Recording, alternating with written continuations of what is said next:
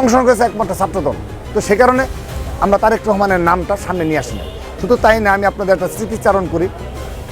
একটা পর্যায়ে গিয়ে আন্দোলনে 3 আগস্ট যে এক দফা ঘোষণা হবে, তার আগে আগে যখন নাহিদ ইসলাম এবং আসিফ ছাড়া পেল, যখন একদিনের জন্য ইন্টারনেট আসলো, তখন ওরা পাগল হয়ে গেল যে তারেক রহমানের সাথে, আমাদের বিএনপি ভারপ্রাপ্ত চেয়ারম্যান যেন তারেক রহমানের সাথে যোগাযোগ করবে এবং তার সাথে সাক্ষাৎ কিংবা কথা বলে নেবে, যেন সারা দেশ থেকে যেন এই যে গণভবন অভিমুখী যাত্রা যে সফল করার জন্য।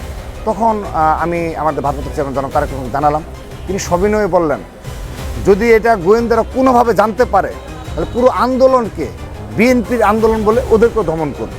এবং এই যে এত বৃহৎ আন্দোলন, একটা ঐক্য গড়ে উঠেছে, সেহেতু ওদেরকে আমার পক্ষ থেকে তোমার ধন্যবাদ জানাও, বলো সব কিছু কনসার্ন যে ধরনের সহযোগিতা সেটা করে যাচ্ছি, তার থেকেও আরও যে ধরনের সহযোগিতার বিষয় জানাতে বলবা, তোমরা শুধু করে জানাবা, বাকিটুকু আমি করে নিব।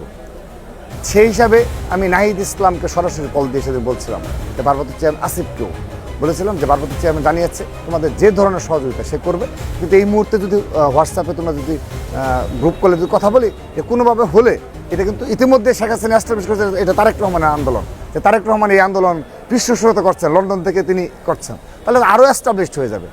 তারপর ওদের যে আগ্রহ দেখেছি, ওরা সম্ভবত আমাদেরকে বাদ দিয়েও বিএনপির আরও বেশ কিছু নেতৃবৃন্দের সাথে যোগাযোগ করেছে তারেক রহমানের সাথে কথা বলার জন্য। এটা আমি সাক্ষী, আমার সাথে কথা